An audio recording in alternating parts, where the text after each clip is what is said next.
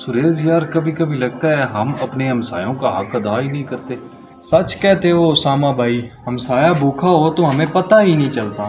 میرے بھائیو، نبی اکرم صلی اللہ علیہ وسلم نے فرمایا، مجھے جبریل امین ہمسائے کے بارے میں مسلسل نصیحت کرتے رہے یہاں تک کہ میں نے گمان کیا کہ وہ اسے وارث بنا دیں گے۔ قاری صاحب، کیا اتنی اہمیت ہے ہمسائے کی، گویا وہ وارث بن جائے؟ بالکل، ہم تو اکثر ہمسائے کو نظر انداز کر دیتے ہیں، کبھی اونچی آواز، کبھی کوڑا، کبھی بے خبری، اور نہ جانے کتنی تکلیفیں ہم ان کو پہنچاتے ہیں۔ اسلام نے ہمیں سکھایا ہے کہ ہمسائے کے ساتھ اچھا سلوک ایمان کی علامت ہے۔